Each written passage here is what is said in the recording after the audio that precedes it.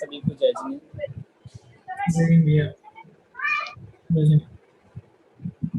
चलिए हम प्रारंभ करते हैं, मंगलाचरण करेंगे।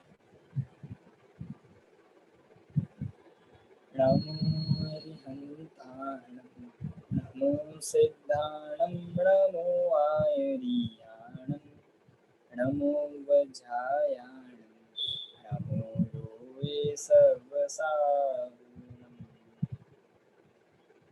उत्तम क्षमा मार्दव आर्जव भाव है, सत्य शौच संयम तप त्याग उपाव है।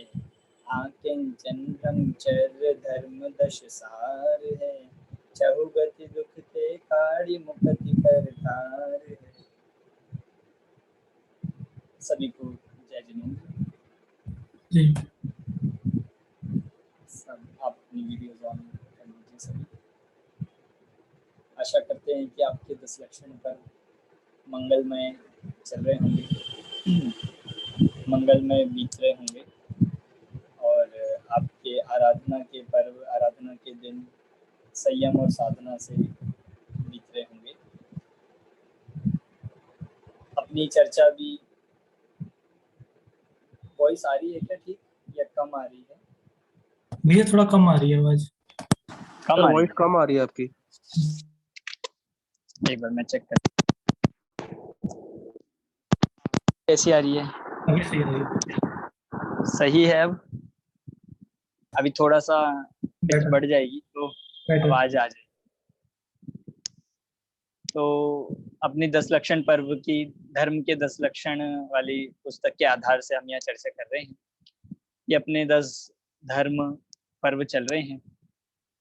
कोई ये कह सकता है कि 10 दिन तो बहुत ज्यादा होते हैं, एक आध दिन तो चलो कर भी ले हम, पर 10 तो बहुत ज्यादा है। 10 दिन मंदिर जाओ, 10 दिन स्वाध्याय करो, 10 दिन ये मत खाओ वो मत खाओ, ऐसा। और दूसरी तरफ कुछ जीव ऐसे भी हो सकते हैं जो ये कहेंगे कि 10 दिन, बस 10 दिन कितने कम है, पता ही नहीं चलता। कि ऐसा पर्व, ऐसी साधना, ऐसा हमारे अवसर पूरे वर्ष भर चलने चाहिए। अब हमें कैसा लगता है, आप देखना, मैं 10वें दिन जब चर्चा करूंगा तो ये बात हम तब करते हैं कि अब 10 दिन इतना धर्म ध्यान करने के बाद ऐसा लगता है कि साल भर का हमने कर लिया। अब अगर हम साल भर भी, कुछ जीव ऐसे होते ही हैं कि जो वर्ष भर पूरे साल मंदिर से दूर रहते हैं, स्वाध्याय से दूर रहते हैं और सब चीजें, पर इन 10 दिन कर लेते हैं तो उन्हें ऐसा लगता है कि अब बस, अब हमसे मत कहना कि मंदिर जाने के लिए, अब हमसे मत कहना कि स्वाध्याय करने के लिए। तो कैसा हमें लग रहा है ये हम स्वयं अपना विचार करें। 2 दिन हमारे अच्छे से व्यतीत हुए हैं या नहीं हुए, कितने हमारे अंतरंग में परिवर्तन आया है। तो आज कौन सा दिन है, आज कौन सी चर्चा हमें करनी है? उत्तम आर्जव। कल हमने उत्तम मार्दव की चर्चा करी थी, आज उत्तम आर्जव की हम यहाँ पर चर्चा कर रहे हैं। बाकी सब लोग भी एक बार वीडियोस जो ऑन कर सकते हैं आप जरूर करें, क्योंकि मुझे ये 5 लोगों की ही वीडियो दिख रही है, जिसमें से एक हमारे मतलब जिन प्रतिमा लगी हुई है 2 में, और बाकी पता ही नहीं चल रहा। चलिए, हाँ, नीलेश मेहता जी अब दिख गए हैं। चलिए, तो आज उत्तम आर्जव का दिन है। आज हम उत्तम आर्जव की चर्चा करेंगे। आपको उत्तम क्षमा और मार्दव समझ आया? कितने लोगों ने ये बुक बाद में पढ़ी या पहले पढ़ी है? मतलब जब हम चर्चा कर रहे हैं उस दिन आप पढ़ते हैं या फिर बाद में पढ़ रहे हैं? कोई पढ़ रहा है साथ साथ? कोई भी नहीं है? सरिता जी बस,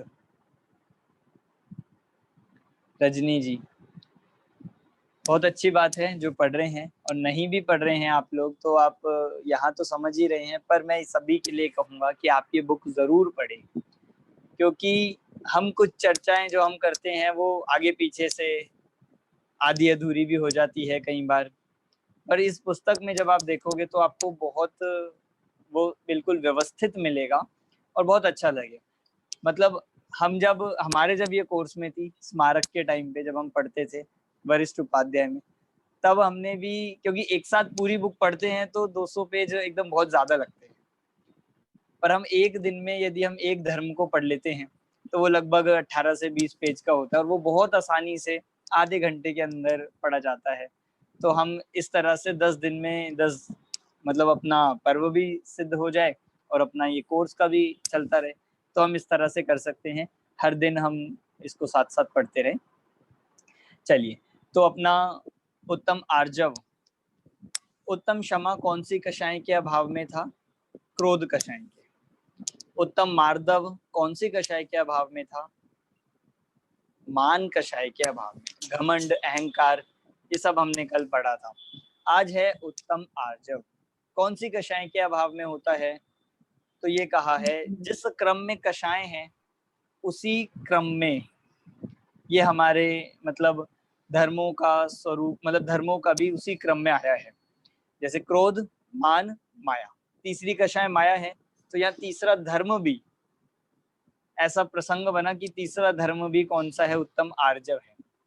और ये माया कषाय के अभाव में प्रकट होता है। कौन सी कषाय के? माया कषाय के। अब मायाचारी कौन सी कषाय होती है, क्या इसका अर्थ होता है, और उत्तम आर्जव कैसे प्रकट हो, ये सारी बातें हम इसमें थोड़ा विस्तार से करते हैं। जैसे हमने एक दिन आपको ये बात कल बताई थी कि मनुष्य गति में यदि मान कषाय ना हो तो यहीं पे मोक्ष हो जाए। तो ऐसे 4 गतियां होती है, तो चारों गति में कोई ना कोई कषाय की मुख्यता रहती है, जिनवाणी में बताया है और हमें प्रत्यक्ष भी दिखाई देता है। अगर हम देखें मनुष्य गति में जैसा बताया कि मान कषाय बहुत होती है, मान कषाय की मुख्यता से है। तो बाकी कषाय अगर आप बता सकता है कोई, जैसे नरक गति है, नरक गति में कौन सी कषाय की मुख्यता है ज्यादा, कौन सी कषाय सबसे ज्यादा पाई जाती है? तो वो है क्रोध। क्रोध, क्योंकि वो जीव वहां पे क्या कर रहे हैं? मार काट मचा रहे हैं, क्रोध कर रहे हैं, आपस में लड़ रहे हैं, तो वहां क्रोध कषाय की ही प्रधानता है। देवगति की तरफ चले, देवगति में कौन सी कषाय की मुख्यता दिखती है? कषाय अगर हम बात करें, परिग्रह तो पाप हुआ, अगर हम कषायों की बात कर रहे हैं तो कौन सी? लोभ। बिल्कुल सही। लोभ कषाय की मुख्यता देवगति में दिखती है। कौन सी गति बची अब? तिर्यंच गति। और तिर्यंच गति किस कारण से प्राप्त होती है? तो हमने तत्वार सूत्र में पढ़ा होगा। तत्वार सूत्र में जहाँ चारों आयु के बंध के कारण बताए, वहां पे किसी को ध्यान है कि तिर्यंच गति के आयु के बंध का कारण क्या बताया? माया। माया तैर्यक योनिस से ये सूत्र आया और ये कहा कि मायाचारी कषाय के फल में ही तिर्यंच गति प्राप्त होती है। और हम यूं भी कह सकते हैं कि तिर्यंच गति के जीवों में मायाचारी अधिक पाई जाती है, मतलब वो टेढ़े हैं। और मायाचारी हम किसे कहते हैं? कि जो टेढ़ा हो। और तिर्यंच गति में ही ऐसा कहा कि वो माया के फल से ही ऐसे टेढ़े या तिर्यंच अवस्था में जन्म लिया है। तो ये जो कषाय है मायाचारी, ये जो कषाय हैं, ये कौन सी गति का बंध कराती है, कौन सी गति में ले जाने वाली है? जो जीव मायाचारी होता है, जो मायाचार करता है, वो तिर्यंच गति की आयु का बंधन करता है। अब क्या होती है ये मायाचारी?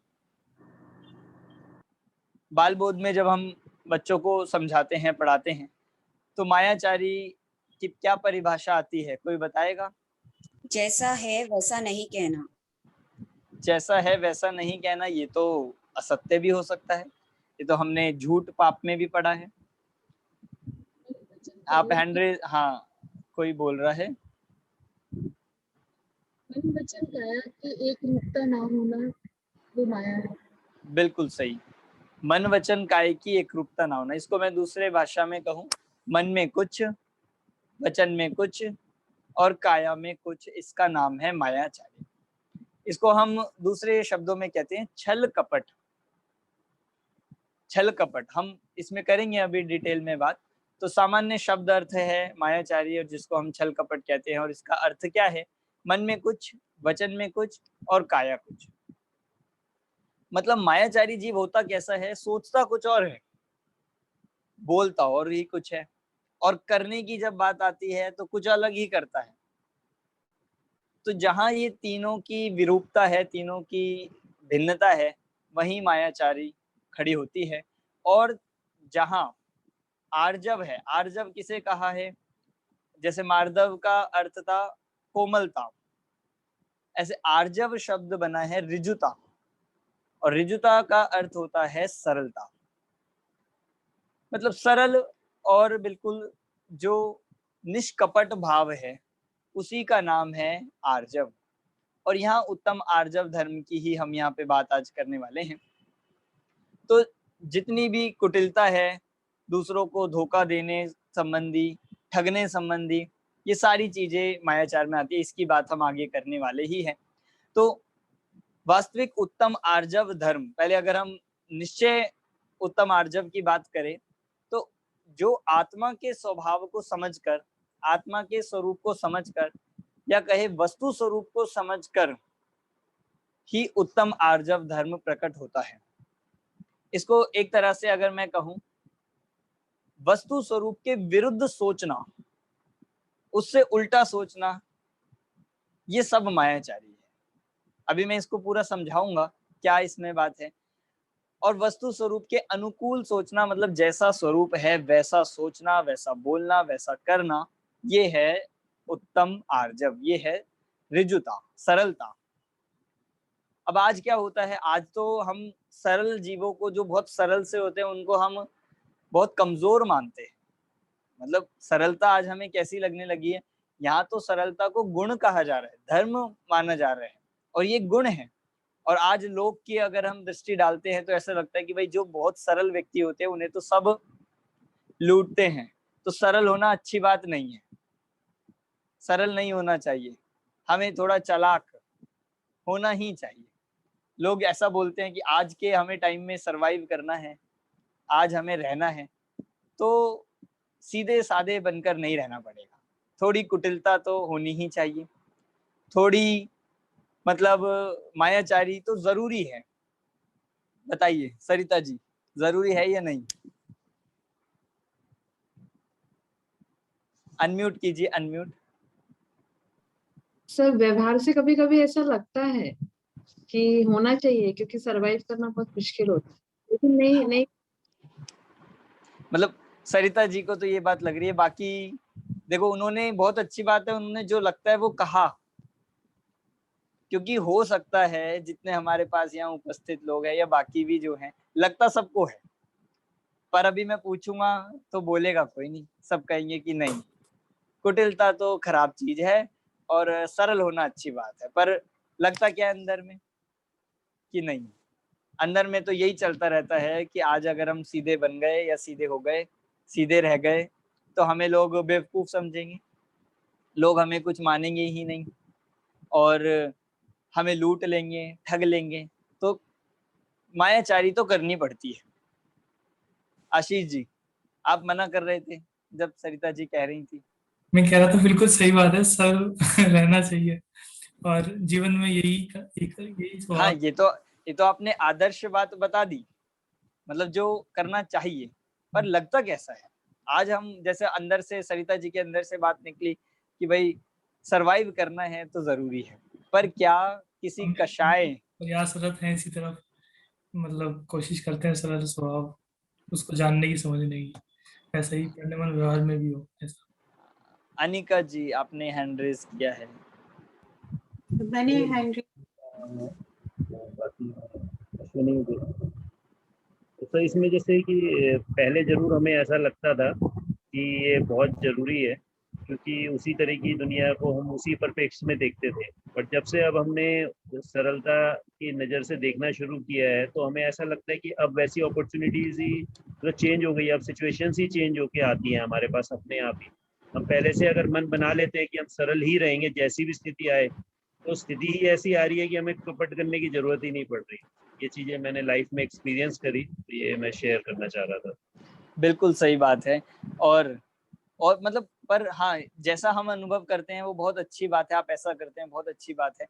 पर हम एक अगर जनरल बात करें, मेजॉरिटी बात करते हैं, तो सबको यही लगता है। जैसे राहुल जी ने हमारे पास चैट में भी लिखा कि people start taking for granted, मतलब वो हमें ऐसा लेने लगते हैं अगर हम बहुत सरल हो जाए या बहुत वो हो जाए तो ऐसा लगने लगता है, लोग हमें कुछ समझते ही नहीं है, ऐसा लगता है।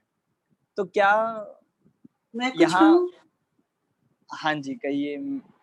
मुझे ये लगता है कि मैं इंग्लैंड में रहती हूँ तो यहाँ पे सरलता से रहना ज़्यादा इजी है, पर इंडिया में जब हम जाते हैं तो थोड़ी मुश्किल होती है।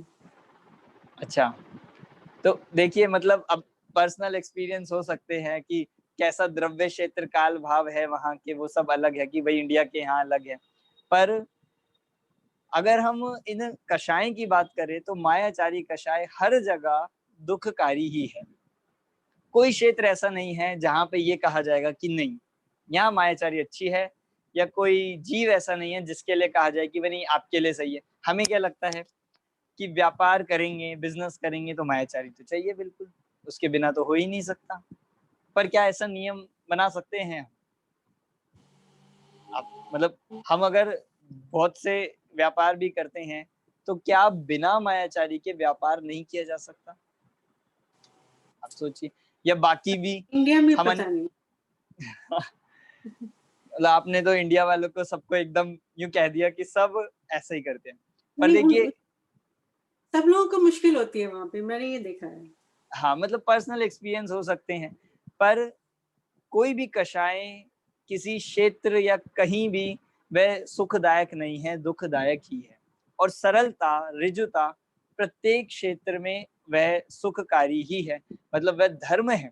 उसे आत्मा का धर्म इसीलिए बनाया क्योंकि जो जीव उसका पालन करेगा वो सुखी होगा, और जहां पालन करेगा वहां सुखी होगा। बस सर एक प्रश्न पूछूं मैं?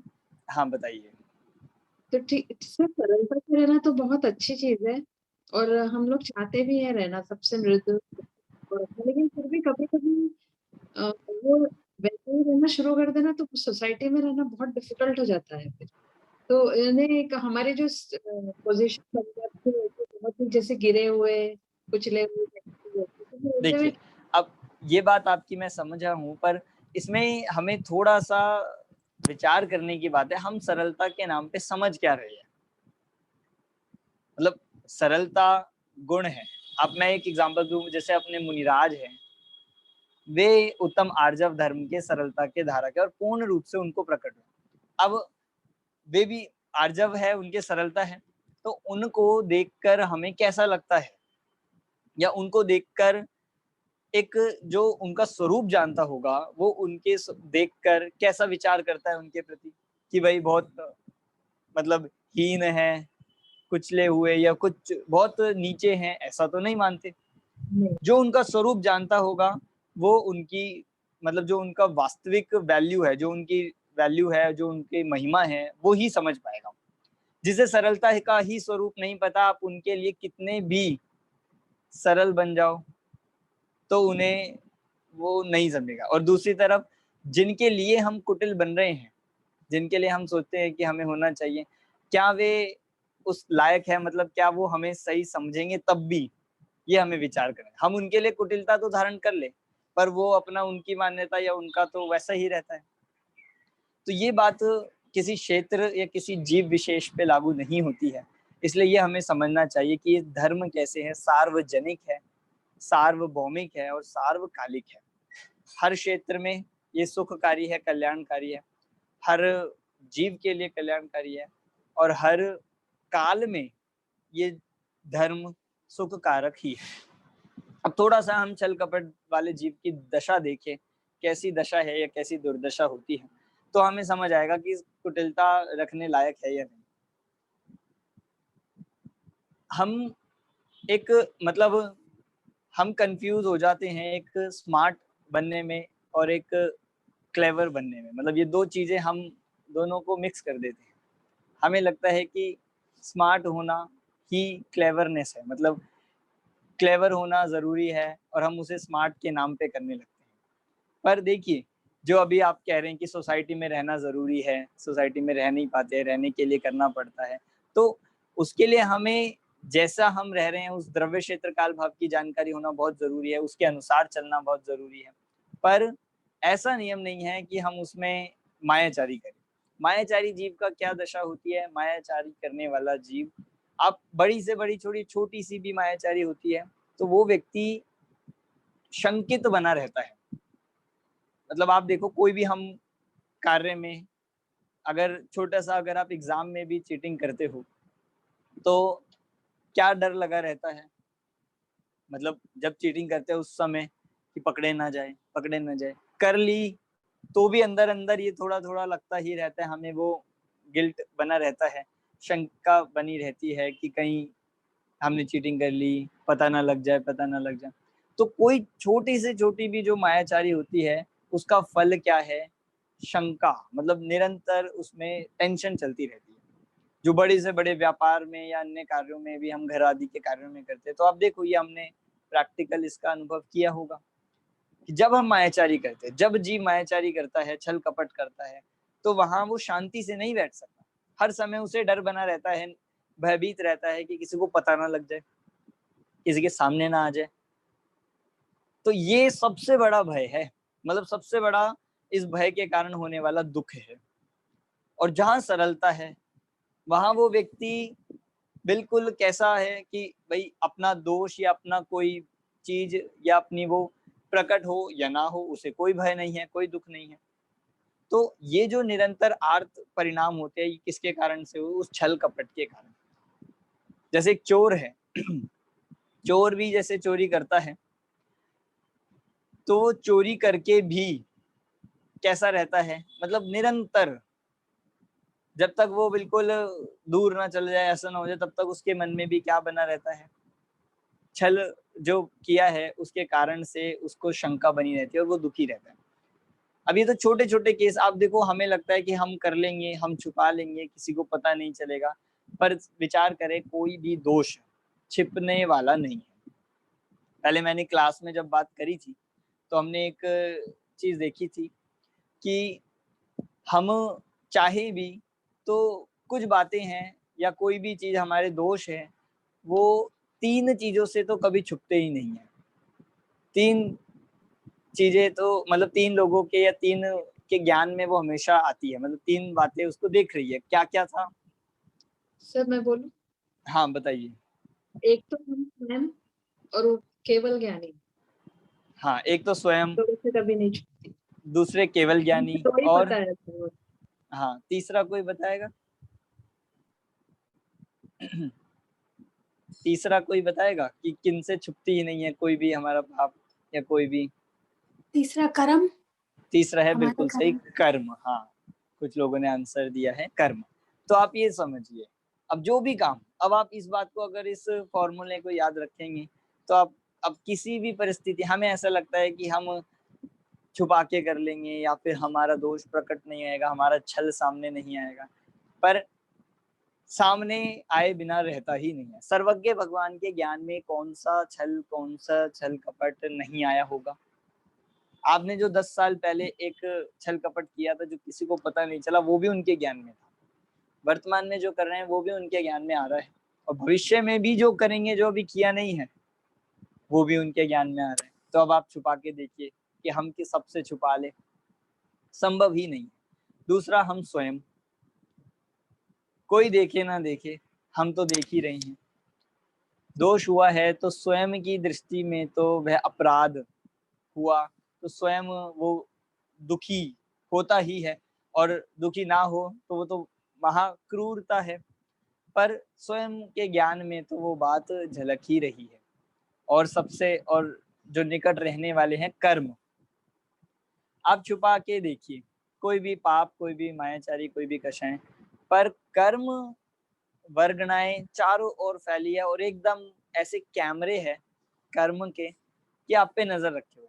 आप इधर एक भाव करो और कर्म आके आपके साथ चिपक गए। हमने इधर कुछ छल कपट किया, बिल्कुल अकेले थे, कोई नहीं था, और कर्म ने अपना काम वहां पे भी किया। तो कर्म तो अपना कार्य हर समय कर ही रहे हैं। तो अब आप विचार करें, हम इस पॉइंट पे बात कर रहे हैं कि कौन सा ऐसा छल कपट है, कौन सी ऐसी मायाचारी है जो प्रकट नहीं होगी?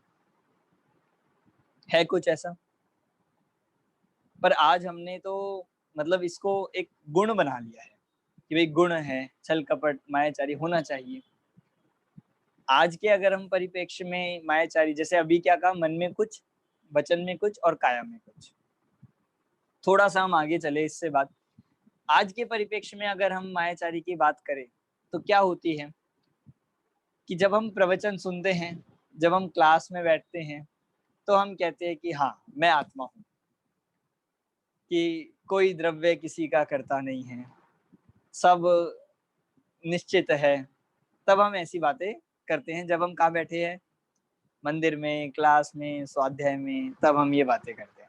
और जैसे ही हमारी क्लास बंद हुई, जैसे हमने मीटिंग लीव करी और जैसे ही हम प्रवचन हॉल से बाहर निकले, तो फिर हमारी वो मान्यता जो थी वो वैसी की वैसी है। यहाँ तो हम कहते हैं कि मैं आत्मा हूँ, और बाहर निकलते ही लगता है कि मैं विद्वान हूँ, मैं शास्त्री हूँ, मैं बालक हूँ, युवा हूँ, वृद्ध हूँ।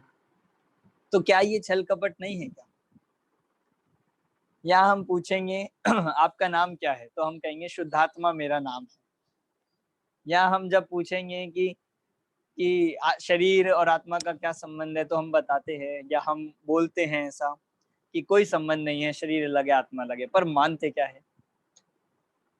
और धर्म का संबंध बोलने से नहीं है, मान्यता से है।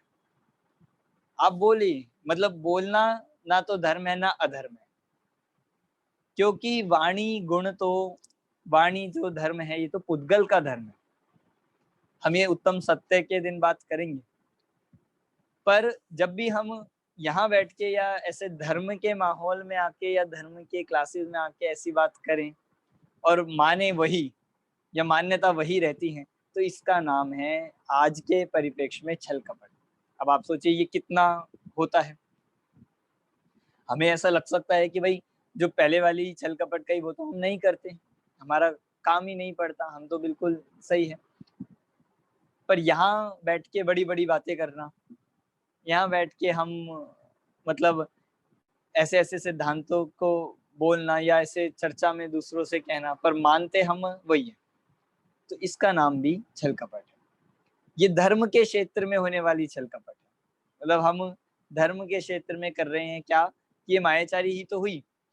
और इसको अगर मैं दूसरे शब्दों में कहूँ कि जैसा जिनवाणी में मोक्ष मार्ग बताया, जैसा यहाँ पे वस्तु का स्वरूप बताया, आत्मा का स्वरूप बताया, 6 द्रव्यों का स्वरूप बताया, वैसा नहीं मानना, इसका नाम है मायाचारी, इसका नाम है छल कपट। क्यों? क्योंकि हम अब भी वही कर रहे हैं कि बोल कुछ रहे हैं और मन में कुछ है। और लक्षण क्या था मायाचारी का, कि मन में कुछ, वचन में कुछ और काया में। वचन में तो हमारे ये है कि भाई कोई द्रव्य किसी का कुछ करता नहीं, और मन में क्या चल रहा है कि इन्होंने हमारा ये काम बिगाड़ दिया, इनके चक्कर में हम दुखी है, ये ऐसा कर देते हैं, या इनके कारण ये हो गया। तो ये मन में कुछ चल रहा है और वचन में कुछ होता है, तो ये सब क्या है, ये भी मायाचारी है। और इसको हम आर्जव में लगाए तो वस्तु स्वरूप के अनुकूल जैसा मोक्ष मार्ग है, जैसा धर्म में, जैसा जिनवाणी में उपदेश दिया गया, जैसा गुरुओं ने बताया, वैसा का वैसा मानना, उसका नाम है उत्तम आचरण। वैसी मान्यता करना, बोलना नहीं। आज क्या दिक्कत हो रही है कि हम धर्म बोलने तो ज्यादा लगे हैं, बताने लगे हैं सबको, घर में मतलब खुद उपदेश भी देने लगे हैं, पर मान्यता में नहीं आया है। और ये धर्म मान्यता का नाम है। धर्म किसका नाम है? किसी बाहर की क्रिया, किसी वचनों का नाम नहीं है। धर्म अपनी मान्यता का ही, मतलब धर्म का मान्यता से ही संबंध है। समझ आ रही है ये बात सभी को? कुछ क्वेश्चन बीच बीच में मेरे पास आ रहे हैं, तो मैं सब क्वेश्चन को एक साथ लूंगा। कुछ अगर इससे ही रिलेटेड है तो मैं बीच में ले लूंगा, और अगर अलग से है तो उन्हें बाद में ले लूंगा। तो ठीक है, मन, वचन, काय, इन तीनों में अलग होना, भिन्न भिन्न होना, इसका नाम है मायाचारी। अब चलिए थोड़ा और आगे चलते हैं। ये जो मन, वचन, काय से माया कषाय समझाई गई, अगर हम इसकी भाषा में आर्जव कहेंगे तो क्या बनेगा? संगीता मोदी जी, क्या बनेगा? मन में कुछ, वचन में कुछ, काया में कुछ, ये हो गया मायाचारी। तो आर्जव क्या होगा? मन, वचन, काया सभी का एक ही एक होना, स्वरूप, एक होना, हाँ एक मतलब होना। मन में भी वही वचनों में भी वही और काया में, मन वचनों वचन में काया, भी वही और वर्तन में भी। तीनों का एक होना, इसको हम कहेंगे आर्जव। ठीक है, ये कभी हम इस पे और थोड़ा डीप में विचार कर रहे हैं। सामान्य भाषा में तो सब जीवों को यही समझाया जाता है और यही लगता है, पर थोड़ा सा अगर हम सूक्ष्मता से देखें कि क्या मन वचन काया से उत्तम आर्जव धर्म का पूरी तरह से संबंध हो सकता है। पहले आप थोड़ा देखिए, काया पुद्गल है या जीव है? पुद्गल है, मतलब पुद्गल द्रव्य है। वचन पुद्गल है या जीव है? पुद्गल है। मन पुद्गल है या जीव है? मन भी पुद्गल है। बहुत लोग जानते भी होंगे, और जो नहीं जानते वो हम आगे पढ़ेंगे कि मन भी पौद्गलिक ही है, जिसे हम माइंड कह सकते हैं, तो वो भी पौद्गलिक ही है। तो क्या मन वचन काय जो पुद्गल है, इनका संबंध उत्तम आर्जव जो आत्मा के धर्म है, क्या इनसे हो सकता है क्या? अब एक एग्जांपल लीजिए कि जिन जीवों के मन वचन काय ही नहीं है, तो फिर तो उनके उत्तम आर्जव धर्म नहीं होगा। समझ आ रहा है? अगर मन वचन काय इनकी एकता का नाम उत्तम आर्जव है, इसी का नाम आर्जव होगा, तो जिनके ना मन है, ना वचन है, ना काया है, उनके तो उत्तम आर्जव धर्म नहीं होना चाहिए। कोई जीव आपको ध्यान आ रहे हैं ऐसे कि जिनके नाम मन वचन काय कुछ भी होता है? सिद्ध परमेश जी, बिल्कुल सही। तो सिद्ध परमेश जी के ना मन है, ना वचन है, ना काय। अब बताइए उत्तम आर्जव धर्म है या नहीं? है। कैसे हो सकता है? जब मन वचन काय होंगे तभी तो एकता होगी। जब मन वचन काय ही नहीं है तो फिर आर्जव कैसे है? समझ आ रहा है आपको क्या प्रश्न उठाया है हमने यहाँ पे? ये बुक में दी ही गई है चर्चा। मतलब मन वचन काय से उत्तम आर्जव को समझाना ये बहुत स्थूल बात है, ये समझाने के लिए बताया गया है, पर वास्तविक उत्तम आर्जव धर्म का संबंध आत्मा से है, मन वचन काय से नहीं है। मन वचन काय में विरूपता होना तो उसका रिजल्ट है। जहां आत्मा में सरलता होगी, वहां मन वचन काय की एकता भी ऑटोमेटिकली होगी ही होगी। अब मैंने पहले एग्जांपल आपको ये बताया कि कुछ जीव ऐसे दिखाई देंगे कि जिनके ना मन है, ना वचन है, ना काय है, तो फिर उनके उत्तम आर्जव धर्म ही नहीं लगेगा हमें तो। पर सिद्ध भगवान के सबसे ज्यादा आर्जव धर्म, मतलब उनके तो 10 धर्म पूर्ण रूप से प्रकट है, तो मतलब मन वचन काय का नियम नहीं है। दूसरा चलिए एक एग्जांपल ऐसा है, कुछ जीव ऐसे हैं कि जिनके सिर्फ काया है, ना मन है और ना वचन है, तो अब उनके तो तीनों की भिन्नता हो ही नहीं सकती। तो उन जिनके सिर्फ काया है, उनके तो फिर हमें उत्तम आर्जव धर्म मानना पड़ेगा। उनके उत्तम आर्जव धर्म हो सकता है या नहीं? ऐसे बताइए, सबसे पहले कौन से जीव ऐसे होते हैं जिनके सिर्फ काया है? संगीता जी जबलपुर। जैसे कि पेड़ पौधे और अगर हम कहें एक इंद्रिय जीव, एक इंद्रिय कह लीजिए, निगोदिया भी जीव इसी में आ जाते हैं। तो इनके सिर्फ स्पर्शन इंद्रिय है, तो फिर इनका बढ़िया है। जब इनके सिर्फ काया है तो फिर मन में कुछ, वचन में कुछ, काया कुछ होगा ही नहीं, और फिर इनको तो उत्तम आर्जव हो गया। तो क्या एक इंद्रिय जीव है, इनके उत्तम आर्जव धर्म है क्या? तो इससे यही समझ में आ रहा है कि सिर्फ आत्मा में ही सरलता होना अनिवार्य है। योगी हाँ, मतलब वचन मन वचन काय जो कहे गए हैं, ये बहुत स्थूल रूप से समझाने के लिए बात कही है कि मन वचन काय की भिन्नता। पर जब हम गहराई से उत्तम आर्जव धर्म को समझ रहे हैं और उस पर बात कर रहे हैं, तो हमें ये पता लगेगा कि मन वचन काय का आर्जव धर्म से संबंध ही नहीं है। अब देखो इसमें, और मैं इसी एग्जाम्पल को आगे बढ़ाऊं। अब कई बार हो सकता है कि हमारे मन वचन काय की एकता हो, तो उसको उत्तम आर्जव कहेंगे या नहीं? जैसे एक कल मैंने एग्जाम्पल आपको शायद कल या परसों दिया था। मान लीजिए हमारे मन में किसी के प्रति गुस्सा आ रहा है, बहुत क्रोध आ रहा है किसी व्यक्ति के प्रति, तो वचन में हम नहीं कर रहे और काया में भी नहीं कर रहे, तो ये अच्छी बात है या खराब बात है? ये अच्छी बात है या गलत बात है? हमारे मन में क्रोध आया, हम बाहर से शांत दिख रहे हैं और क्रिया में भी शांति है, तो ये अच्छी बात है या नहीं? कोई और ट्राई कीजिए जो आंसर जिन्होंने नहीं किया अभी तक हमारे साथ जुड़े हुए हैं, हैंड रेज कर सकते हैं आप अपने। खराब बात है। हाँ, मुझे पता नहीं चला पर किसने बोला है, तो क्यों गलत है ये? मन में क्रोध आना ही नहीं चाहिए किसी के लिए। नहीं ठीक है, मन में क्रोध आना ही नहीं चाहिए, ये तो बात बहुत अच्छी है, ये तो सर्वश्रेष्ठ बात है। पर मेरा एग्जाम्पल ये है कि मन में आ गया, अब हम वचन में नहीं ला रहे, काया में नहीं ला रहे, तो ये तो मायाचारी हो गई ना, ये तो गलत है, तो ये खराब बात हुई। भैया जी, ये मायाचारी के अलावा ये बैर भी तो पाल रहे हैं हम एक तरह से। क्रोध को जैसे अग्नि कहा, वो उतनी देर तक हम अपने पास रख रहे हैं, हमें भी तो जलाएगी वो। हाँ, तो मतलब वही आप यही कहना चाहते हैं, फिर क्या करना चाहिए कि जो क्रोध आया और एकदम सब निकाल दो, ऐसा मतलब फिर उस पे पूरा जो अंदर क्रोध आया वो सब हम वचनों में भी ले आए और हो सके तो काया में भी ले आए, तो ये तो फिर आर्जव धर्म होगा फिर, क्योंकि यहाँ पे क्या है, मन में भी क्रोध, वचन में भी क्रोध और काया में भी क्रोध, तो तीनों की एकता हो गई। और हमने अभी समझा कि एकता का नाम ही आर्जव धर्म, तो क्या फिर ये बात सही है क्या? नहीं, ये भी सही नहीं है। उपयोग को अपने अलग लगाना पड़ेगा, उसको वहां से हटाना पड़ेगा, वो मन में भी ना रहे और वचन में भी ना आए। ये तो बात सत्य है बिल्कुल जो आपने कही, पर मैंने जो परिस्थिति ये जो बताई कि अगर किसी के मन में क्रोध आ गया है और वचनों में नहीं आ रहा और काया में नहीं आ रहा, तो इसका नाम मायाचारी नहीं है।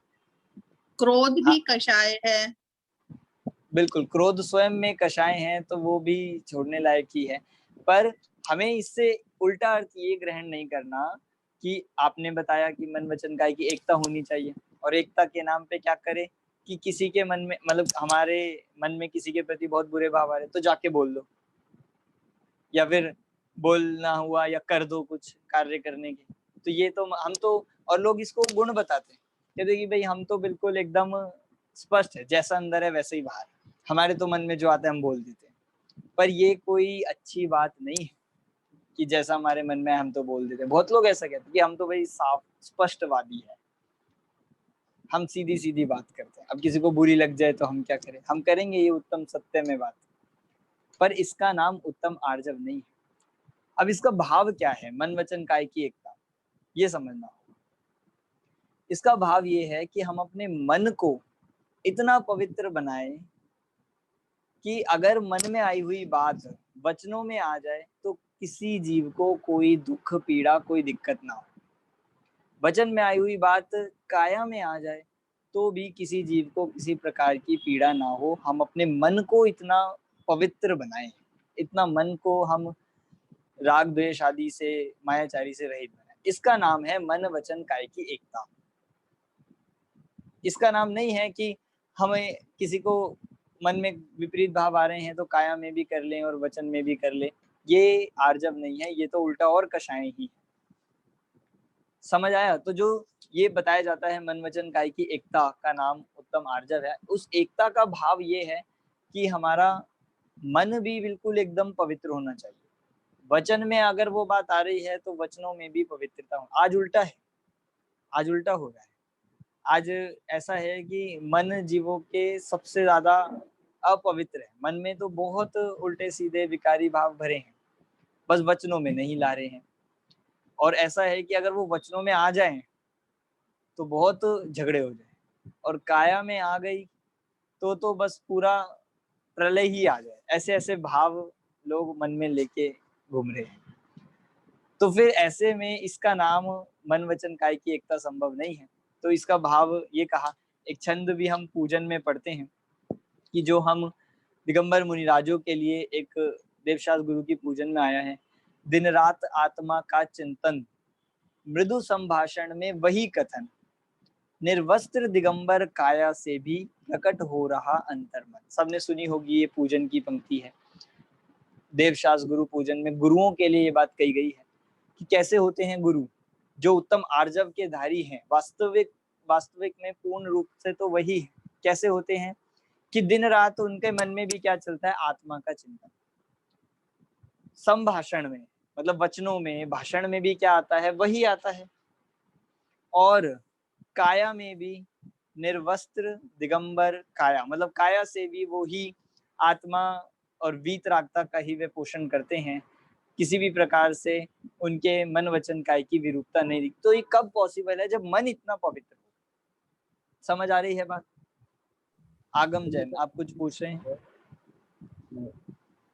मन के हिसाब से शरीर को मोल्ड नहीं करना है, शरीर के हिसाब से मन को मोल्ड करना है कि शरीर और वचन हमारे इतने बढ़िया हो कि बिल्कुल, मतलब जैसे हम रखना चाहते हैं पब्लिकली भी, उसके हिसाब से मन भी हमारा इतना पवित्र हो जाए। बिल्कुल। हम दूसरी तरह से सोचते हैं आज कि आज हमें सोसाइटी में रहना है तो इस हिसाब से, या हमें अपने शरीर को जो अनुकूल है उस हिसाब से हम अपने मन को बनाने लग जाते हैं। पर उल्टा करना है, मतलब मन उतना पवित्र बन जाए तो वचन में भी वही आएगा। आप देखो ना, हम कई बार कितनी कोशिश कर ले कि ये बात हमारे वचनों में ना आए, फिर भी आ जाती है। और आप ये बात भी एक सिद्धांत ही मानिए कि जिसके जो अंदर होता है वो बाहर निकलता ही है, और वही काया में दिख जाता है। कितना छुपाने का प्रयास करें तो वो निकल के ही आता। तो मन में पवित्रता होगी तो अगर वो वचनों में भी आ जाए तो कोई दिक्कत नहीं है, वचनों में भी अच्छा रहेगा और काया में आएगी तो और अच्छा है। तो इस तरह से ये बात समझनी है। आगम जैन आप कुछ पूछ रहे हैं? भैया जी जैसा भी आपने कहा, क्या बोलते हैं, फिर मन में लगेगा, जब बोलेंगे तो उनके मन में लगेगा, तो वो क्रोध भी तो हुआ। सामने वाले को बोल देना, फिर वो भी तो क्रोध हुआ। हाँ, तो हम ये नहीं कह रहे कि आपके मन में क्रोध आया तो बोल दो।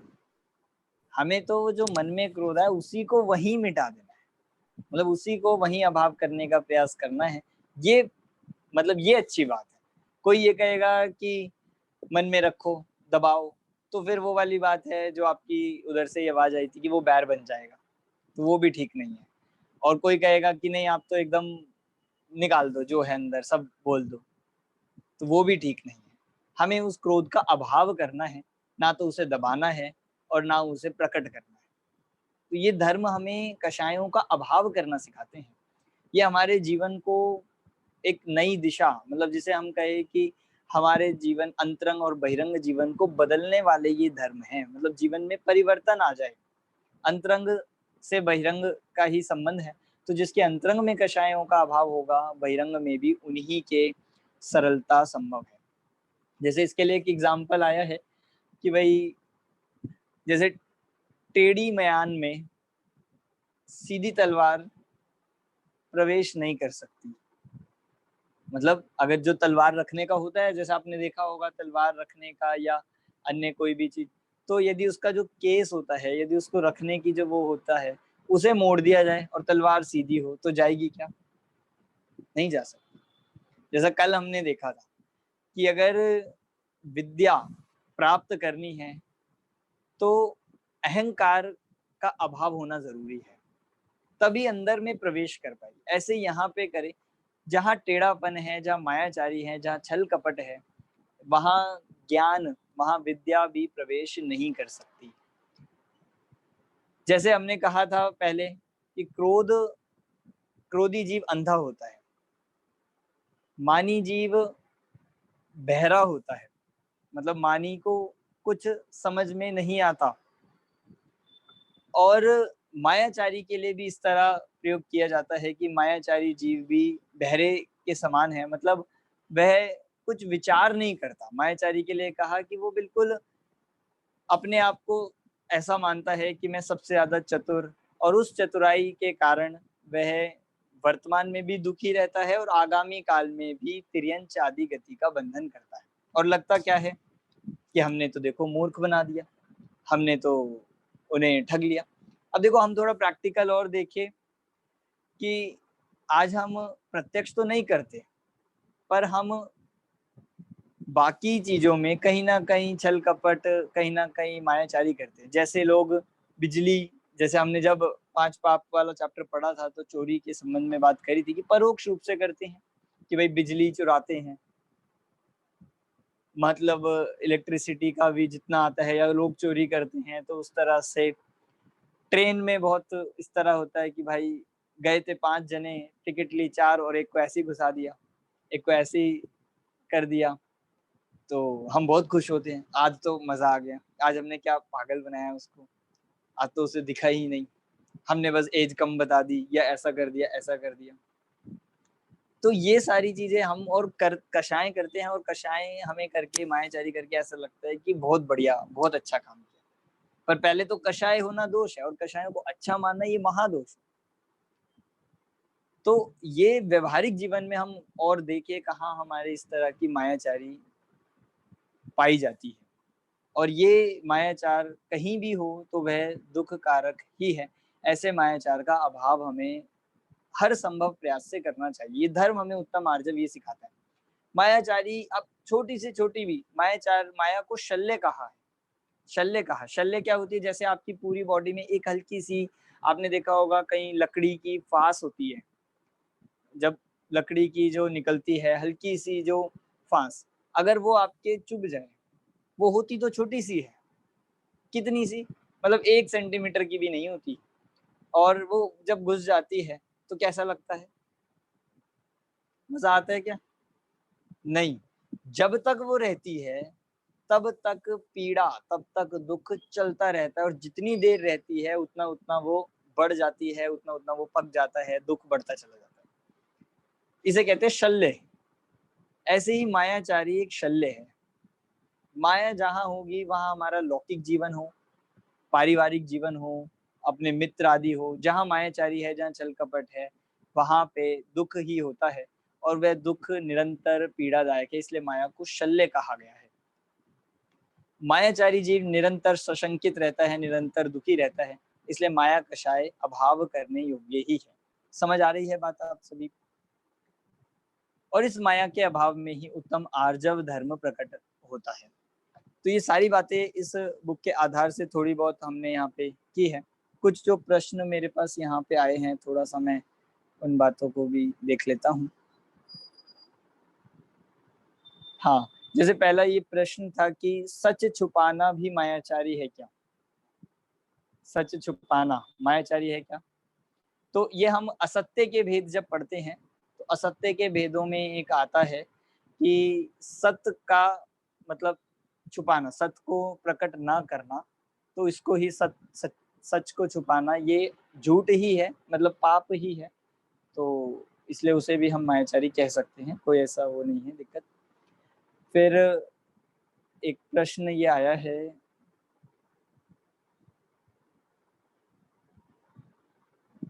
हाँ, कि सिर्फ भाव करने से पाप का बंध कैसे हो सकता है? क्रिया का कितना रोल है? मतलब जितना मैं आपका क्वेश्चन समझा हूँ शायद यही है, क्रिया का क्या रोल है? पर अगर हम विचार करते हैं, अगर हम इस बात को थोड़ा जैन धर्म के पॉइंट ऑफ व्यू से देखें, तो ये बात निकल के आती है कि सारा महत्व तो भावों का ही है। अब बाहर से कितना मीठा बोलो, कितना अच्छा बोलो, कितने बढ़िया बातें करो, और अंदर में उनके प्रति क्रोध है या अंदर में उनके प्रति ईर्ष्या है, तो वह कोई काम का नहीं है। मतलब उन भावों के अनुसार, उन भावों के कारण से निरंतर कर्मों का बंधन था। भाव अच्छे होंगे और बाहर में यदि कदाचित थोड़े बहुत वैसे शब्द भी होंगे, तो उससे वैसा बंधन नहीं होता। जैसे एक प्रश्न मेरे पास शायद इस तरह का भी आया है कि अगर कोई माँ है और अपने बच्चों को वह झूठ बोलकर या फिर कुछ ऐसे मायाचारी से कुछ उनका हित कराना चाहती है, हित में लगाना चाहती है, तो ये मायाचारी नहीं है, ये मायाचारी नहीं कही जाएगी, क्योंकि यहाँ प्रयोजन क्या है? उनका हित कराना, मतलब लौकिक दृष्टिकोण से। और यहाँ मायाचारी ये जीव करता है, वहां इसका क्या प्रयोजन होता है? मेरा हित हो, मेरा फायदा, ये अपने स्वार्थ को पहले पूरा करता है, तो इसको यहाँ मायाचारी लिया जाता है। और कोई प्रश्न? हाँ जी, एक चीज पूछनी थी, जैसे आपने अभी एक प्रश्न था जो पहला क्वेश्चन था कि सत्य को छिपाना, ये मायाचारी की कैटेगरी में बताया आपने अभी, लेकिन जो अभी दूसरे प्रश्न का उत्तर आया कि हमारा हित पहले पूरा हो, मतलब हम सत्य छिपाने में यदि हमारा जो प्रयोजन है वो ये नहीं है कि मुझे फायदा हो, लेकिन दूसरे का ही लाभ है उसमें, क्योंकि हर सत्य ऐसा भी नहीं है कि उसको बता दिया जाए या उसको अनाउंस कर दिया जाए। हाँ बिल्कुल, मतलब क्योंकि असत्य के पीछे भी प्रयोजन क्या है, अभिप्राय क्या है, उसे असत्य कहा। जैसे अभी हम अगर बहुत खराब दृष्टि, अगर हम गलत इंटेंशन से उस सत्य को छिपा रहे हैं तो वो गलत माना जाएगा। बिल्कुल। लेकिन अगर झगड़ा ही जुड़ जाए, किसी सच को बोलने से झगड़ा जुड़ जाए, हाँ ये भी बिल्कुल बहुत सावधानी रखने की बात है। ये उत्तम सत्य के धर्म के दिन तो हम बात करेंगे ही कि भाई सच भी बोलना तो कैसा बोलना चाहिए। हाँ, जैसा हाँ। मायाचारी के हमने अभी आर्जव को कहा कि भाई हमारे तो जो मन में आता है हम बोल देते हैं, हम कुछ रखते नहीं हैं, जो हमारे मन में वही भार है। तो इतना ऐसा हम अपने को जो स्ट्रेट मान रहे हैं, इसका नाम उत्तम आर्जव नहीं होता। यहाँ तो बात है कि मन को ही इतना पवित्र बनाया जाए कि किसी के प्रति ना राग हो ना द्वेष हो। वहां से आर्जव का प्रारंभ है। और प्रश्न जो मेरे पास आए हैं, हाँ सब ये कारण तो है कि जो मायाचारी होता है वह तिर्यंच गति जाता है, तिर्यंच गति का कारण उसको बनता है मायाचार के कारण से। हाँ राहुल जी ने भी एक एग्जांपल बताया कि बिजनेस में कोई नया कस्टमर हो जाए जिसको नॉलेज नहीं है तो उसको ज्यादा प्राइस पे देना, ठग मतलब उसको ठगना, छल कपट करना, ये सब बहुत देखा जाता है, लौकिक जीवन में बहुत होता है। अभी हम एग्जांपल एकदम से क्लिक ना भी कर रहे हो, पर हम थोड़ा सा विचार करेंगे तो दिखेगा, पता चलेगा हम कहाँ करते हैं, हम कहाँ कि भाई हम जैसे सब्जी लेने गए तो थोड़ी ज्यादा आ गई और हमने कम पैसे दे दिए, तो हमें ऐसा लगता है कि आज तो हमने जीत लिया बिल्कुल उसको, आज तो मतलब हमने कुछ एक मतलब ट्रॉफी मिल गई हमें, ऐसा लगता है कि कुछ अलग ही विशेष उपलब्धि हो गई। हम कभी मार्केट में जाते हैं तो वहाँ बार्गेनिंग यदि कराते हैं और यदि हमारे अनुसार कम में कोई अच्छी चीज मिल जाती है तो ऐसा लगता है कि आज तो हमने क्या पागल बनाया, क्या लूटा उसे। तो ये सब छल कपट जो व्यवहारिक जीवन में होता है, ये सब दुखकारी ही है। और किसी का जो प्रश्न है आप वैसे भी पूछ सकते हैं। भैया एक चीज पूछनी थी, आज सुबह हम जो विधान कर रहे हैं उसमें मार्दव धर्म की जो पूजा हुई थी उससे संबंधित है। आर्जव धर्म की जो पूजा हुई थी, हाँ। तो उसमें जो अर्घावली आई थी उससे संबंधित एक प्रश्न है, मतलब आप चाहे देख के भी कर लेना क्योंकि मैं शेयर नहीं कर पा रही अपनी स्क्रीन, कि इसमें अर्घों में लिखा था कि ओम ह्रीम श्री उपाध्याय पद नमन आर्जव धर्मंगाय, फिर अगले अर्घ में लिखा है उपाध्याय पद परोक्ष नमन। परोक्ष, हाँ। हाँ ये क्या चीज है, ये परोक्ष क्या है? राज हाँ, वो विधान जो बाकी लोगों के लिए बताऊं, एक राजमल जी पवैया द्वारा जो 10 लक्षण विधान है, हो सकता है बहुत जगह चल रहा हो, उसमें आज जो उत्तम आर्जव की पूजन हुई होगी, तो उसमें पहले उपाध्याय पद को नमस्कार किया, मतलब उपाध्याय परमेष्ठी हम एक पद सामान्य को नमस्कार कर रहे हैं। फिर कहा उपाध्याय पद परोक्ष नमन, मतलब जितने भी उपाध्याय, फिर ये पर्टिकुलर कर दिया कि जितने भी उपाध्याय भूतकाल में हुए हैं या वर्तमान में है या भविष्य में होंगे, उन सबको परोक्ष रूप से हम यहाँ से नमन कर रहे हैं। तो वो था पद को और ये हो गया पर्टिकुलर, इतना सा इसमें अंतर है। अच्छा ठीक, थैंक यू भैया। हाँ, अब मैं एक प्रश्न ये पूछना चाहता था कि चारों गति में से हमने ये देख लिया कि मायाचारी के कारण तिर्यंच गति मिलती है, तो मेरा प्रश्न ये है चारों गति में से सबसे ज्यादा दुख कौन सी गति में है?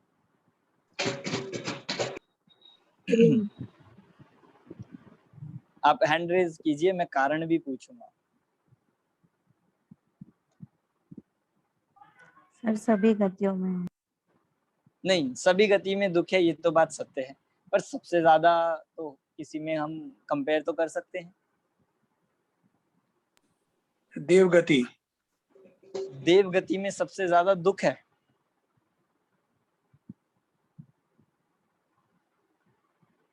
और कोई बताना चाहेगा? सुनील जी, आप क्या कहना चाहते हैं इस बारे में? हाँ सर, सबसे ज्यादा दुख तो नरक गति में ही है। नरक नहीं है, बिल्कुल लग रहा है। अश्वनी जी। शर्मीले है ना। तिर्यंच गति में क्या कारण? यस, क्योंकि निगोद भी तिर्यंच गति में है। निगोद भी तिर्यंच ज्यादा गति में दुख से निगोद में। सबसे ज्यादा। अब थोड़ा सा कंफ्यूजन चल रहा है यहाँ पे, कुछ लोगों को नरक में लग रहा है, कुछ लोगों को तिर्यंच में लग रहा है, और देव में भी लग रहा है। मनुष्य में किसी को नहीं लग रहा। मनुष्य में तो मजे ही मजे लग रहे हैं, दुख लग रहा है। कोई कह भी नहीं रहा, कम से कम कहता एक जना तो कोई होता। शगुन जी, आपने हैंड रेज किया हुआ है। आप क्या, कौन सी गति में दुख ज्यादा है? नरक गति में। नरक गति में, बिल्कुल। मतलब मेजोरिटी तो नरक की तरफ जा रही है। कुछ लोग तिर्यंच वाले भी हैं और एक देव वाले भी हैं, और मनुष्य वाला तो कोई है ही नहीं। मतलब हमें अब भी लगता तो यही है कि मनुष्य में कहाँ दुख है, बढ़िया ही तो है सब। घर बढ़िया है, गाड़ी है, एसी है, सब अच्छा है, बिजनेस बहुत अच्छा है, और हम वहाँ रहते हैं, हम यहाँ रहते हैं, इतना BHK है सब। तो मनुष्य गति में तो कोई दुख नहीं होगा। पर पहली तो बात ही स्टार्टिंग यहाँ से हुई थी कि चारों ही गतियों में दुख है। चलिए, कम ज्यादा की बात थी, तो नरक गति में सबसे ज्यादा दुख हमें लग तो रहा है, पर नरक गति में सबसे ज्यादा दुख नहीं है। अब बहुत नई बात हो सकती है किसी के लिए ये, क्योंकि दिख रहा क्या है, लड़ रहे हैं, क्रोध कर रहे हैं, आपस में मारकाट मची हुई है, एक दूसरे को बिल्कुल खाने के लिए तैयार है, और प्रत्यक्ष दुख दिख रहा है वहां पे। भूमि के दुख, सर्दी गर्मी के दुख, ये दुख वो दुख सब है। और फिर भी हम यहाँ कह रहे हैं कि नरक गति से ज्यादा दुख तिर्यंच गति में है।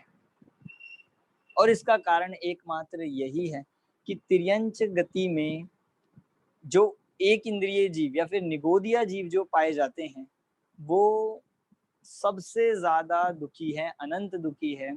और वहां सबसे बड़ा दुख क्या है कि एक श्वास में 8-10 बार, मतलब जो जन्म मरण का दुख है, सबसे बड़ा दुख इसे ही कहा।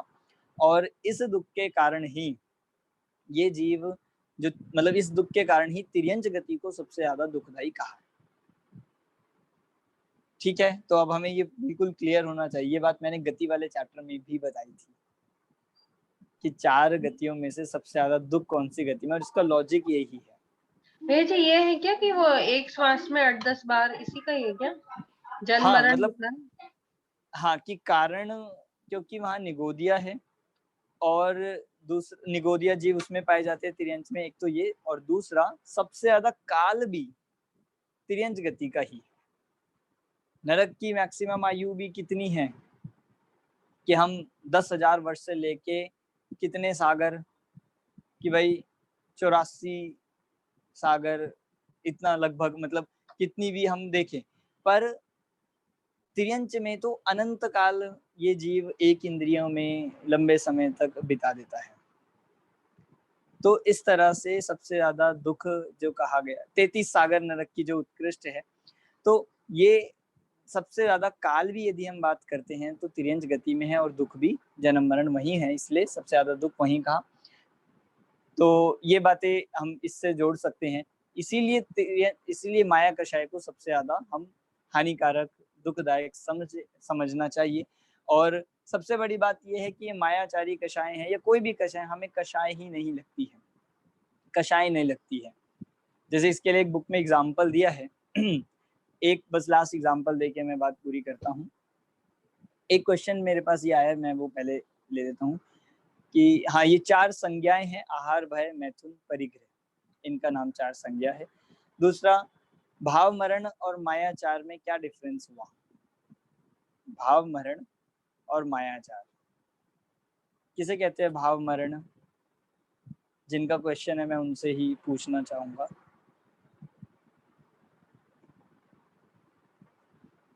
इसमें ये कह सकते हैं कि आत्मा का घात भाव मरण है। हम हर समय निरंतर अपनी आत्मा में जो भाव करते हैं और वो भाव कषाय रूप है, तो वो निरंतर, जैसे पूजा में भी आता है कि भाव मरण युग युग से करता आया हूँ। बिल्कुल, मतलब देखिए, चारों ही कषाय हैं, वो भाव मरण ही है, और जो भी ये कषाय कर रहा है उसमें ये जीव अपनी आत्मा का ही घात करता है, अपना ही नुकसान, अपना ही अहित, अपना ही दुख इसमें प्राप्त करता है। इसलिए वो ये कहा ही जा सकता है कि कषाय नाम ही भाव मरण का है, मोह राग द्वेष भाव जो होते हैं। ठीक, तो एक उदाहरण जो मैं इसमें अंतिम दे रहा था कि कषाय हमें कषाय रूप नहीं लगती, अच्छी लगती है, तो इसमें एक एग्जाम्पल दिया, उत्तम मार्दव में दिया है, और मैं आज भी बताता हूँ उसको, कि एक परिवार में एक दादाजी है, बूढ़े दादाजी, तो उनको खांसी हो रही थी, उनको खांसी, थोड़ी सी खांसी चल रही थी, तो उनको कहा गया कि भाई दवाई ले लो ठीक हो जाओगे, ये औषधि ले लो ठीक हो जाओगे। वो लेते ही नहीं थे, उनको बहुत कहा कि भाई ठीक हो जाएगी इससे, और वो कभी दवाई लेते ही नहीं थे, और खांसी ऐसी बनी रहती थी। एक बार उनसे पूछा गया कि भाई क्यों नहीं लेते हो आप, क्यों नहीं ले रहे दवाई जब खांसी इससे ठीक हो सकती है? तो उत्तर उनका क्या था? उनका उत्तर था कि भाई, उन्होंने कहा कि भाई हमारे घर में बहू बेटियां हैं, हमारे घर में बहू बेटियां हैं, तो कभी कभी खांस देते हैं हम, तो उससे पता लग जाता है कि हम आने वाले हैं या आ गए हैं, तो इसलिए खांसी थोड़ी सी रखना जरूरी है। तो अब आप सबको इन पे बहुत हंसी आ रही है, सही बात तो है भाई, थोड़ी सी खांसी रहेगी तो मतलब पता लग जाएगा कि भाई आ गए, तो सही किया उन्होंने, इसलिए अच्छा हुआ दवाई नहीं ले रहे। क्या गलत था इसमें? तो नकली भी खा सकते थे ना वो बिल्कुल सही, बिल्कुल सही। जहां अब उन्हें खांसी अच्छी लगने लगी तो उसका अभाव तो कभी वो कर ही नहीं पाएंगे। अब इतना समझ यहाँ पे होना चाहिए कि भाई अगर इस कारण से आपको चाहिए तो वो तो हम नकली भी खा सकते हैं, पर जहां हमने उस बीमारी को अच्छा मान लिया उसका कभी अभाव होने वाला ही नहीं। ऐसी जहां कषाय हमें अच्छी लगने लगी, जहां हमें कषाय हितकारक लगने लगी, या हमें लगा कि थोड़ा मान होना चाहिए, थोड़ी ये मायाचारी होनी चाहिए, तो फिर उनका अभाव कभी होगा ही नहीं। पहला दोष तो कषाय करना है, दूसरा उन कषायों को अच्छा मानना, ये महादोष है। इसीलिए अगर हम कषाय नहीं छोड़ पा रहे हैं तो कषायों को अच्छा मानना तो छोड़े। जब अच्छा मानना छूटेगा तो वो कार्य भी थोड़े समय में छूट ही जाता है। ठीक, समझ आ गया? तो ये उत्तम आर्जव की चर्चा हमने की है। हाँ, बाकी सब मैसेजेस मैंने जो आए थे सब पढ़ लिए हैं।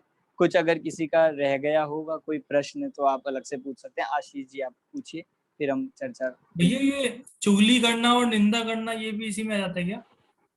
हाँ, चुगली करना, निंदा करना, ईर्ष्या करना किसी से, और चुगली करना तो प्रत्यक्ष ये ही है, ये बताना ही था कि जैसे हम दूसरों को ठगते हैं या फिर ठगते नहीं तो चुगली कर देते हैं किसी की वृद्धि देखकर कि उनका नुकसान हो जाए उनका, ये सब क्या है? मायाचार के ही रूप है, और खुद के लिए भी दुखकारक है, और लोक में भी हमारे संबंध, हमारे मान प्रतिष्ठा, मतलब प्रतिष्ठा हमारे वो घटाने वाला ही है। इसीलिए लोक में भी ये मायाचारी जीव दुखी ही रहता है। पारलौकिक जीवन में तो दुखी रहता ही है, तिर्यंच में जाता है, और लौकिक में भी मायाचारी जीव का कोई विश्वास नहीं करता, सदा वो भयभीत रहता है। तो ये बात वहां पे लगी। आगम आप पूछ रहे कुछ? भैया जी, जैसे अगर कोई किसी के साथ गलत कर रहा है और हमें पता है, तो हम अगर किसी को सचेत करने के अभिप्राय से अगर हम बताते हैं तो वह भी चुगली करने में आता है? नहीं, अगर हम उनका हित चाह रहे हैं तो वो नहीं है, वहाँ अभिप्राय अलग है। चुगली का तो मतलब ये होता है कि जहाँ हम हित नहीं चाहते वहां तो हम दूसरे को नीचा करना, अपने को बढ़ाना, किसी की ज्यादा तरक्की हो रही है उसको नीचे करना, ये वहां अभिप्राय रहता है, वो चुगली कही जाती है। ठीक है भैया एक चीज और बस, ये गुप्ती जो आती है, गुप्ती यही मतलब आर्जव धर्म को ही मैनेज करने के लिए साथ में मतलब गुप्ती की जाती है क्या? नहीं, ऐसा नहीं है, क्योंकि फिर गुप्ती तो मुनिराजों के होती है और आर्जव धर्म तो श्रावक के भी होता है। गुप्ती अलग चीज है, उनका भी संबंध मनवचन काय से, वो बात अलग है, पर यहाँ भी हम मनवचन काय से कर रहे हैं। और मुख्यतः देखा, अभी हमने आपको ध्यान होगा तत्व ज्ञान में चैप्टर भी पढ़ा था कि गुप्ती का भी संबंध सिर्फ मनवचन काय से नहीं है, अंतरंग से है। ऐसे यहाँ भी उत्तम आर्जव का संबंध भी आत्मा से है, और आत्मा के आश्रय से ही उत्तम आर्जव धर्म प्रकट होगा। और हम सब ऐसे उत्तम आर्जव धर्म को प्रकट करें, मायाचारी कषाय का अभाव करें, और अपने जीवन को सरल बनाएं। सरलता कमजोरी नहीं है, वीकनेस नहीं है, ये क्वालिटी है। हम इसको अपना के देखेंगे तो हमारा नज़रिया बदलेगा और हमें सारा जगत ही फिर सरल दिखेगा, तो निश्चित रूप से हमारे जीवन में बदलाव आएगा। अभी की चर्चा हम यहीं पे पूर्ण करते हैं। सभी को जय जिनेंद्र। जय जिनेंद्र। जय जिनेंद्र। जय जिनेंद्र। जय जिनेंद्र। जय जिनेंद्र।